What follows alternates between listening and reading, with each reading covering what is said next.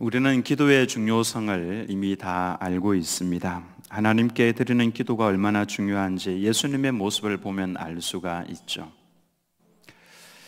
예수님께서는 그 중요한 메시아 사역을 시작을 하시기에 앞서서 유대 광야로 들어가셔서 무려 40일간 금식하면서 기도하셨습니다. 십자가에서 그 인생을 마무리를 지을 때에도 그 십자가 위에 사실 달려서 말씀 한 말씀 한 말씀 하기 얼마나 힘드셨겠습니까마는 그 위에서도 아버지 이름을 부르며 기도하시면서 인생을 마무리 지으셨죠. 예수님께서 기도를 얼마나 중요하게 생각을 하시는지 보여주는 말씀이 있는데요. 누가복음 5장 15절에서 16절 말씀을 보시면 예수의 소문이 더욱 퍼지매 수많은 무리가 말씀도 듣고 자기 병도 고침을 받고자 하여 모여오되, 말씀도 듣고 병고침도 받고자 해서, 이것은 예수님의 사명입니다. 예수님께서 이 땅에 오신 목적이 말씀을 증거해서 구원시키고자 함이죠. 그 구원을 위해서 말씀 증거하시고 또 병도 고치시면서 내가 하나님의 아들 메시아다라고 하는 것을 삶으로 보여주셨습니다. 그러니까 예수님은 말씀 증거하시는 것, 병을 고치시는 것은 사명입니다. 이 일을 위해서 오셨습니다만은, 그래서 많은 사람들이 예수님의 소문을 들으면서 놀라운 말씀이다, 우리 들으러 가자.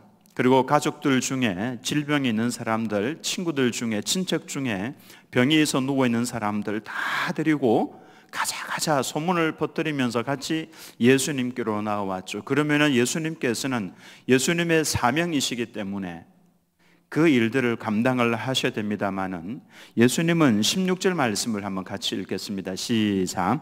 예수는 물러가사 한적한 곳에서 기도하시니라. 예수님께서는 사명보다도 더 중요한 것이 바로 하나님 앞에 드리는 기도, 하나님과 함께하는 그 기도하는 하나님과의 관계가 더 중요하다라고 하는 것을 보여주셨습니다. 기도 없이는,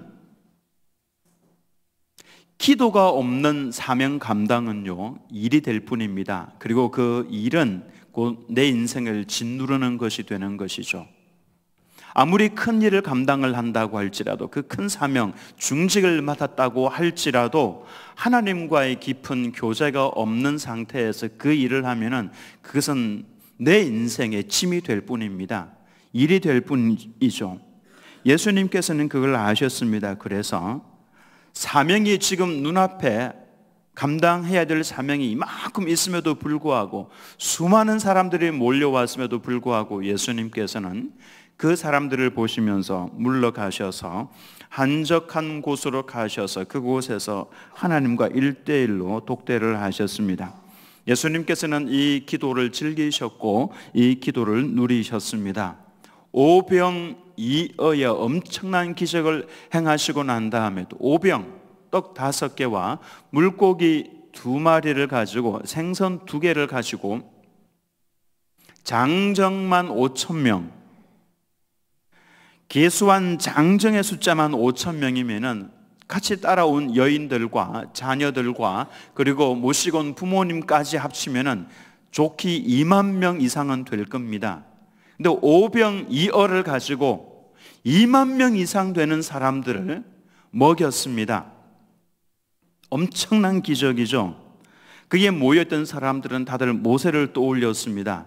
모세가 광야 40년 동안, 그 광야길 걸어가는 동안에 매일매일 만나를 주어서 먹였고, 때로는 메추라기, 고기까지 주어서 먹였던 그 모세를 생각을 했죠. 그래서 사람들이 모세와 같은 사람이, 선지자가 우리 가운데 일어났다라고 하면서 예수님을 억지로 왕으로 세우려고 했습니다. 왕, 아마도 지금 우리 대선할 때 막 이름을 막 연호하는 거 보지 않았습니까? 막 이렇게 예수님의 이름을 연호했을 겁니다. 왜냐하면 우리의 왕이라고, 우리의 왕이 되셔서 우리를 다스려 주시고 먹여 주옵소서, 그런 의미죠. 그러니까 그 자리는 보통 사람들에게는 흥분의 시간이고 감격의 자리였습니다. 근데 그때 예수님께서 어떻게 하셨습니까? 제자들까지도 돌려보내셨습니다. 배 타고 빨리 이 갈릴리 지나가라고, 건너가라고. 그리고 사람들에게는 자신을 붙들고 우리의 왕이라고 하는 그 사람들을 다 돌려보냈습니다. 얼른 집으로 돌아가. 밤이 늦었으니까 자녀들 데리고 얼른 집으로 돌아가라고 다 얼른 돌아가게 만드시고는 스스로 혼자가 되셨죠. 그리고는 산으로 가셔서 하나님과 독대하셨습니다. 하나님과 더불어서 기도하셨죠. 무엇이 중헌디에 대한 답이 바로 이겁니다. 성도들에게 있어서 뭐가 가장 중요하냐 물어보신다면 기도가 제일 중요하다라고 하는 것을 예수님께서 이렇게 보여주셨습니다. 저는 여러분들에게 이 질문을 던지고 싶습니다. 그렇다면 여러분들은 정말로 여러분의 삶에서 하나님을 독대하는 이 기도를 정말 제일 중요한 것으로 생각을 하고 그리고 그렇게 살아가고 있습니까? 제가 오늘 이 말씀을 준비를 한 이유는요, 우리 성도님들 가운데 많은 분들이 목사님, 저는 기도를 잘 하고 싶은데 못합니다. 몇 마디 기도하고 나면은 할 말이 없습니다. 5분 정도, 길어야 10분 정도 기도하고 나면은 무엇을 기도해야 좋을지 모르겠습니다. 이렇게 말씀을 하는 분들이 의외로 많이 있습니다. 오늘 저는 이 말씀을 통해서 정말 하나님 앞에서 드리는 기도, 하나님께서 원하시는 기도가 어떤 것인지 이것을 알고 하나님 앞에서 내 인생에서 제일 중요한 것이 또한 기도이기에 그 기도하는 삶, 기도하는 인격, 기도하는 생애를 살아가시는 우리 드림교회 모든 성도님들이 다 되시기를 예수님의 이름으로 축원합니다. 이 아멘 소리는요, 그래도 저는 안 할 겁니다, 이런 의미가 들어가 있는 것 같아요. 그래서는 안 됩니다. 저는 오늘 이후로, 아니 오늘부터 이 기도 생활을 하시면 좋겠고요. 이 기도, 오늘 드리는 이 말씀은 지난 한 주간 제가 했던 겁니다. 오늘 말씀을 드리고자 합니다. 그리스도를 본받아라고 하는 책을 쓴 토마스 아 캠피스라고 하는 중세시대의 유명한 신학자가 있습니다. 기도의 태도에 대해서 두 가지를 이야기를 했습니다. 하나는 겸손이고 하나는 담대함이다. 그렇게 이야기를 했습니다. 담대함, 겸손과 담대함. 네, 오늘 본문 말씀에 아브라함이 딱 그 두 가지를 갖추고 있음을 볼 수가 있죠. 27절 말씀을 보시면은 아브라함이 대답하여 이르되 나는 티끌이나 재와 같사오나 감히 죽게 아뢰나이다. 아뢰다는 것은 기도하는 것입니다. 근데 그 앞에 나는 티끌이나 재와 같사오나 감히라고는 이 문장이 있죠. 사람은 자신이 누구인지를 알면은 겸손하게 되어 있습니다. 자신이 누구인지를 잘 모르면은 쉽게 교만해져 버립니다. 내가 뭔가 대단한 존재인 것처럼 지식도 많이 있고 신령하고 놀라운 존재로 인식을 하면은 자신도 모르는 사이에 마음이 높아져 버립니다. 그러나 내가 어디에서 왔는지를 알고 또 내가 어디로 갈지를 분명하게 알고 있으면은 교만할 수가 없습니다. 겸손하게 되는 것이죠. 아브라함은 알았습니다. 자신이 어떤 존재인지를 분명하게 알았습니다. 이 말씀에 보면은 나는 티끌이나 재와 같사오나 그랬죠. 티끌과 재는요, 흙을 말하는 것입니다. 흙. 내가 흙에서 왔다라고 하는 것이죠. 결국 나는 흙에서 왔고 흙으로 돌아갈 겁니다. 지금은 하나님께서 말랑말랑하게 잘 구워 놓으셨기 때문에 살도 말랑말랑하고요, 걸어 다닐 수 있고 말도 할 수 있지만 잠깐 후면은 우리는 무덤 속에 들어갈 겁니다. 며칠 지나지 않아서 우리의 살은 썩고 흙으로 변화가 되어서 사라져 버릴 겁니다. 이것이 우리 인생입니다. 이것을 안다면은 내가 별 존재가 아니었구나,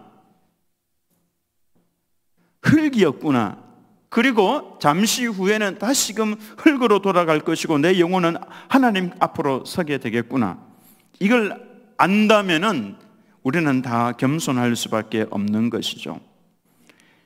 그래서 아브라함은 지금 하나님 앞에 기도를 하는데 겸손하게 엎드린 겁니다. 그리고 감히 주께 아뢰나이다 그랬죠. 이 감히라고 하는 단어는 용기 그리고 담대함을 말해주는 겁니다. 비록 흙과 같이 누추한 존재지만은 창조주 하나님 앞에 감히 아뢰입니다. 용기입니다. 담대함이죠. 이 겸손과 용기가 있을 때에 우리는 주님 앞에 엎드려서 올바른 기도를 할 수가 있습니다. 아무나 담대함을 가질 수 있는 것은 아니죠.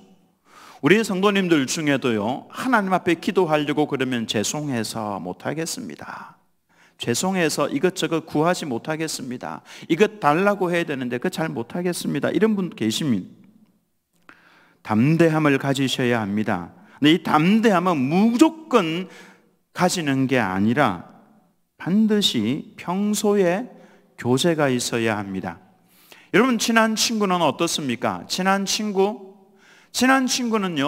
1년 가도 한두 번 만나거나 막 그렇게 한다면은 친한 친구 아닙니다. 친한 친구는요 매일매일 전화 걸고 매일매일 문자 보내고 뭐 어떡합니까? 여러분, 전화 걸고 난 다음에 어떡하죠? 1시간, 2시간 쉽게 지나갑니다. 그리고 다 한 2시간 통화하고 난 다음에 전화 끊죠. 끊으면서 뭐라고 이야기합니까? 예, 그렇게 이야기합니다. 중요한 건 만나서 이야기하자. 그 정말 친한 관계입니다. 그런데 어색한 친구에게 전화를 걸면요 한두 마디 딱 해야 될 말 하고 나면은 할 말이 없습니다. 친하지 않다라는 뜻입니다. 하나님께 엎드려서 기도하는데 내가 드려야 될 말씀 한 5분, 길게 한 10분 하고 나면 할 말이 없다는 것은 죄송한 말씀입니다만은 하나님과 친밀하지 않다라고 하는 것을 보여주는 겁니다. 우리는 기도 그러면은 주로 생각을 하는 것이 이거죠. 하나님 주십시오. 하나님 이거 주십시오. 저거 주십시오. 하나님 우리 아들, 우리 자녀, 우리 남편, 아내 이거 주십시오. 이거 해 주십시오. 그렇게 기도를 생각하면은 주로 기도를 생각을 합니다. 그러나 만약에 기도를 그것으로 생각을 하고 있다면은 기도의 아주 중요한 한 측면을 모르고 있는 것입니다. 기도의 가장 중요한 측면은요 바로 교제입니다. 교제. 친한 친구 만나서 그래 주고받는 거 요것만 하고 헤어지면은 그 친한 친구 아닙니다. 친한 친구는요 계속해서 별것 아닌 건데 깔깔깔 웃으면서 대화를 하는 것이죠. 너 오늘 뭐 먹었냐? 오늘 아침에 김치 먹었어. 깔깔. 뭐 별거 아닌 거 가지고 이야기합니다. 제가 뭐 우리 여성분들 대화하는 거 말없이 많이 들어본 적이 있습니다. 차 타고 가면서 뭔 저런 이야기를 할까? 근데 그 이야기를 들어주면서 깔깔 웃어주고 또 반응을 해주고 있다는 것은 친하다라는 증거죠. 기도의 아주 중요한 측면이 바로 교제라고 하는 것입니다. 유명한 D.L. 무디 목사님, 그분의 회고록에 보면은 내가 가장 행복했던 시간을 어느 한순간을 이야기하는 장면이 있습니다. 서재에 앉아서 책을 보고 있는데 5살 된 아들이 문을 이렇게 열더니 얼굴을 빼꼼히 내어 밀고는 아빠 하고 불렀습니다. 그래서 무디 목사님이 아들이 무슨 용건이 있나 보다 생각을 하고 그래 아빠가 뭐 해줄까? 그랬더니 이 5살짜리 아들이 이야기를 이렇게 했습니다. 아빠하고 같이 있고 싶은데, 이게 다였습니다. 아빠하고 같이 있고 싶은데, 그래서 아들을 들어오게 해서 무릎에 앉혔습니다. 근데 이 무디 목사님이 이렇게 회고를 하면 내가 가장 행복했던 순간이 그 순간이었다라고 회고를 했습니다. 기도는 단순한 거래가 아닙니다. 하나님 주세요. 그래 여기 있다. 이것도 기도의 한 중요한 측면이지만 더 중요한 측면은 기도는 따라서 하겠습니다. 기도는 교제입니다. 예수님께서 12명의 제자를 선택을 하셨죠. 근데 선택을 하신 목적이 있습니다. 가서 전도도 하고 병도 고치고 귀신도 내어 쫓고, 이거 제자들의 사명입니다. 그런데 그 사명보다도 더 중요한 것을 이야기를 하셨습니다. 마가복음 3장 14절에서 15절을 보면 이에 12를 세우셨으니 12 제자를 말합니다. 이는 자기와 함께 있게 하시고, 첫 번째 이유가 자기와 함께 있게 하시고, 그 다음에 사명이 나옵니다. 또 보내사 전도도 하며 귀신을 내쫓는 권능도 가지게 하려 하심이르라. 전도하고 귀신 내쫓는 것, 제자들의 아주 중요한 사명입니다마는 그것보다도 더 중요한 것이 바로 예수님과 함께 있게 하면서 예수님께서 하시는 말씀을 듣고, 또 제자들의 마음속에 있는 이야기도 듣고 고민도 듣고 함께 대화를 나누면서 교제하는 것이죠. 그러면서 예수님과 제자들이 친근하게 되어가는 겁니다. 벗이 되어가는 것이죠. 주님의 마음에 있는 것도 들으면서 우리 주님께서는 이럴 때는 이렇게 말씀을 하시고, 저렇게 분노하는 일이 일어날 때는 또 이렇게 반응을 하시고, 예수님을 닮아갈 수 있도록 예수님과 함께하는, 이것이 제일 중요한 부름의 이유였다라고 하는 것입니다. 하나님께서 우리에게 원하시는 관계도 단순히 우리가 주님께 무엇인가를 구하고 또 얻고 난 다음에 그냥 안녕하고 가는 그런 관계가 아닙니다. 하나님께서는 우리를 사랑하시죠. 우리와 함께하기를 원하시며 이 교제를 위해서 우리를 부르셨다라고 하는 것이죠. 여러분, 평소에 하나님과의 이와 같은 깊은 교제가 없는 간구, 그것은 삭막합니다. 그 기도는요, 힘이 없습니다. 평소에 하나님과 깊은 교제가 있는 성도의 간구는요, 힘이 있습니다. 주여라고 해도 힘 있게 주여합니다. 기도를 하다도 믿음을 가지고 하는 것이죠. 왜냐하면 나는 조금 전에도 하나님과 더불어 깊이 교제했었고, 평소에도 주님과 너무나도 친근하게 내 속에 있는 것 전부 다 아뢰이고, 하나님께서 내게 또한 음성을 들려주시고, 이런 관계니까. 저는 오늘 이 말씀 속에서 중요한 단어가 가슴속에 확 와 닿았는데요, 22절에서 23절 말씀을 보시면 여러분도 한번 찾아보시기 바랍니다. 제가 찾았던 그 단어들, 그 사람들이 거기서 떠나 천사들이 떠나가는 것이죠. 소돔으로 향하여 가고, 아브라함은 여호와 앞에 그대로 섰더니 아브라함이 가까이 나아가 이르되 주께서 의인을 악인과 함께 멸하려 하시나이까. 여기 어떤 단어가 눈에 들어왔습니까? 가까이. 두 명의 천사는 떠나갔습니다. 소돔과 고모라로 들어간 것이죠. 그러나 아브라함은 여호와 앞에 그대로 섰더니, 하나님 앞에 인간의 모습, 나그네의 모습으로 하고 찾아온, 이제 나중에는 이분이 여호와 하나님으로 인식이 되는 거죠. 그 하나님 앞에 그대로 섰습니다. 그리고는 23절 말씀에 아브라함이 가까이 나아가 그랬죠. 물리적인 거리도 가까워졌고요, 심적인 관계도 더 많이 가까워졌습니다. 피조물이 창조주 하나님 앞에 서고 그 하나님 앞에 더 가까이 나아가는 것만큼 더 감격스럽고 더 기쁘고 즐거운 일이 세상에 어디에 있겠습니까? 피조물이 창조주 하나님 앞에 서는 것만큼 더 복된 순간은 없다라고 하는 것입니다. 저는 이제 우리 성도님들이 하루에도 몇 번씩이라도 짬을 내어서 하나님과 이와 같은 교제를 하기를 바라는데, 두 가지를 말씀드리고 싶습니다. 이 두 가지, 하나님께 엎드려서 기도할 때, 아니면은 길을 걸어가다가 잠시라도 하늘을 바라보면서 기도를 하시든지, 어쨌든 기도를 할 때 첫 번째, 이것은 반드시 여러분 기억을 하셔야 합니다. 첫 번째로 여러분들이 하나님께 드려야 될 기도는요, 한번 따라서 하겠습니다. 용서해 주옵소서. 제사장들이 성전에 들어갈 때마다 해야 되는 것이 바로 물두멍에 손과 발을 씻는 것이었습니다. 왜 그러냐 하면은 나도 모르는 사이에 내가 부정하게 되었기 때문에 그런 것입니다. 우리는 하나님을 만나기 위해서 주의 이름을 부를 때, 하나님 아버지 부를 때 제일 먼저 해야 될 것은 하나님 용서해 주십시오. 제 죄를 사해 주옵소서. 이 기도가 필수적인 이유는요, 내 안에는 생각이 있습니다. 근데 이 생각은 통제가 잘 안 됩니다. 나도 모르는 사이에 내 안에서 이 엉뚱한 생각들을 넣어줄 때가 있습니다. 근데 그 생각이 좋은 생각보다는 나쁜 생각이, 악한 생각이 더 많다라고 하는 것이 문제죠. 구약 성경에 보면은 나도 모르는 사이에 더러운 것이 묻거나 또 스치기만 해도 우리는 부정하게 됩니다.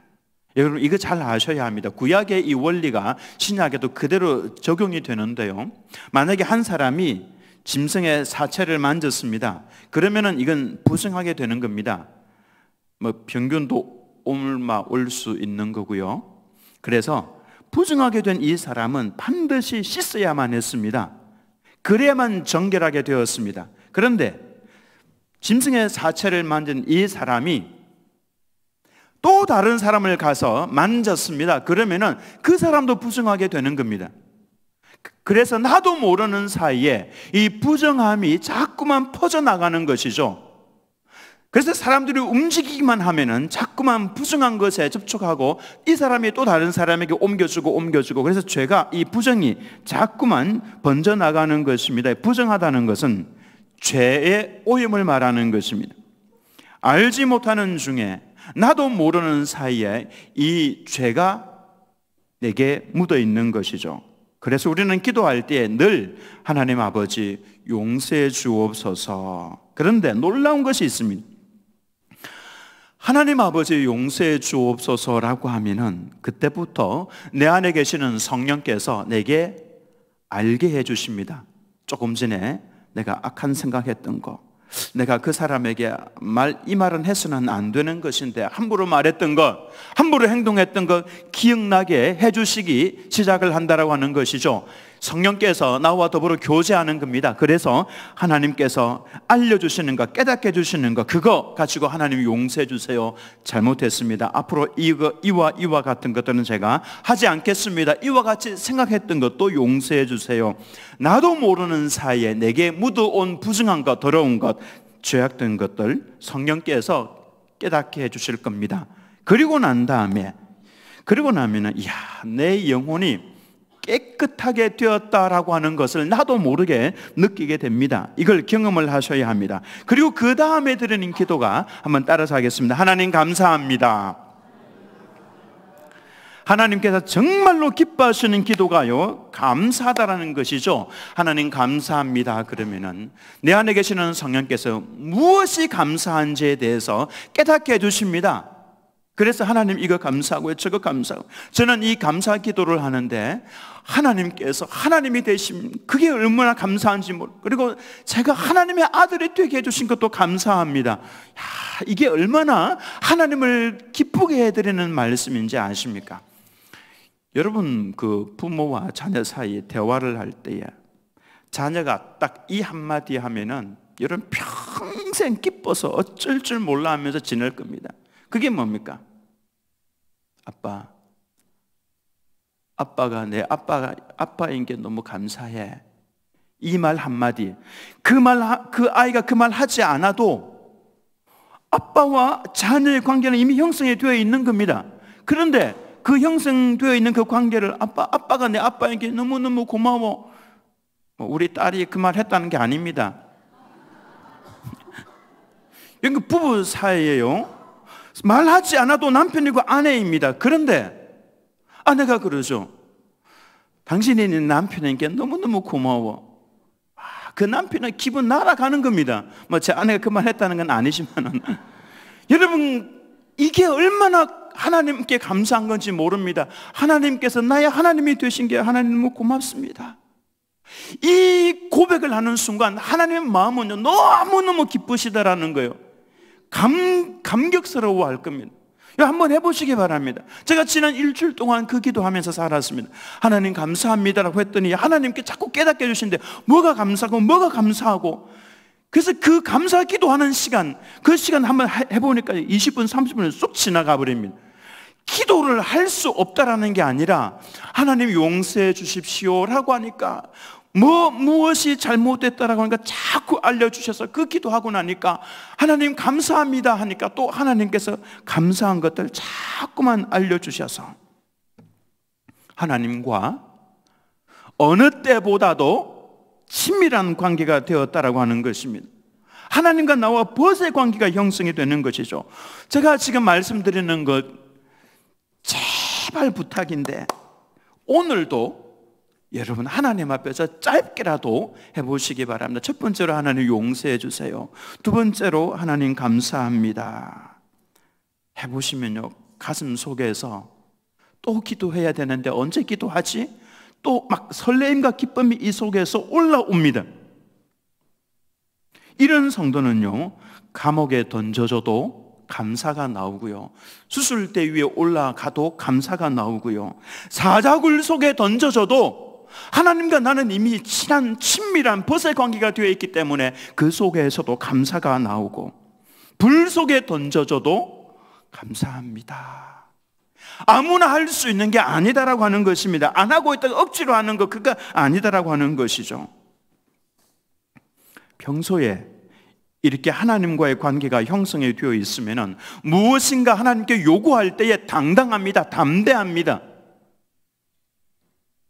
아브라함이 얼마나 담대하게 기도하고 있는지를 한번 보시기 바랍니다. 하나님께서 아브라함에게 자신의 벗이죠, 아브라함에게 비밀을 알려주셨습니다. 아무에게나 비밀을 알려주는 것 아닙니다. 내가 내 친구인 아브라함에게 내가 하고자 하는 일을 숨기겠느냐 하시면서 비밀을 알려주셨는데 20절 말씀에 보면은 여호와께서 또 이르시되 소돔과 고모라에 대한 부르짖음이 크고 그 죄악이 심히 무거우니라고 했죠. 당시 소돔과 고모라는 잘 사는 도시였습니다. 사람들이 인구가 많은 곳이었습니다. 그러나 죄악도 가득 차 있는 도시였습니다. 서울 인구 많죠? 높은 빌딩 많죠? 사람들 많습니다.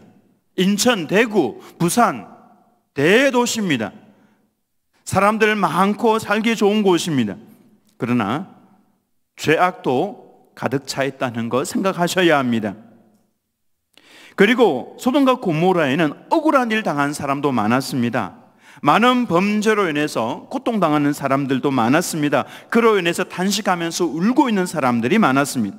근데 하나님께서 딱 그 장면들을 보고 계셨습니다. 하나님께서는요 특징이 이렇습니다.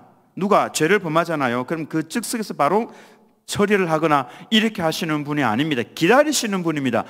언제까지 기다리시냐 하면은 끝까지 기다리시는 것이 아니라 그 죄악이 차기까지 기다리십니다. 죄악이 차기까지. 죄악이 차고 난 다음에는 하나님께서 가차없이 심판을 하십니다. 왜냐하면 죄악이 차기까지 하나님께서는 계속해서 말씀하시기 때문에 그렇죠. 아니다, 그렇게 하지 마라, 그것은 다른 사람 아프게 하는 거야, 하지 마, 그 길에서 얼른 벗어나, 그건 지금 하면 안 돼. 말씀을 통해서 환경들을 통해서 계속해서 말씀을 하심에도 불구하고 무시하고 결국 그 도시의 죄악이 양이 가득 차면은 하나님께서 개입을 하시는 거죠. 심판을 하시는 겁니다. 노아의 홍수 때에 그러했습니다. 소돔과 고모라 때에 그러했었습니다. 이스라엘 백성이 가나안 땅을 점령할 때 다 죽이라고 그러셨죠. 하나님의 심판인데 왜 그러셨냐 하면은 가나안 땅에 죄악이 관영했기 때문에 그런 것입니다. 마지막 시대 예수님께서 재림하시는 이유도 마찬가지입니다. 이 땅에 죄악이 관영해지면은 심판하시기 위해서 오시는 겁니다. 그런 면에서 대한민국에 죄악이 관영해지고 억울한 사람들의 소리가 자꾸만 많아져 가면은 그것은 곧 이 땅이 마지막이다, 이 땅이 하나님의 심판을 받을 때가 되었다라고 생각을 해야 됩니다. 그래서 여러분들은, 성도들은 하나님의 그와 같은 심판이 임하기 전에 대한민국의 사법부를 위해서 기도해 주셔야 합니다. 사법부만 올바르게 서 있으면 됩니다. 법이 제대로 집행이 되면 됩니다. 법이 제대로 집행이 된다고 하는 것은 억울한 사람들의 소리를 없애주는 것이죠.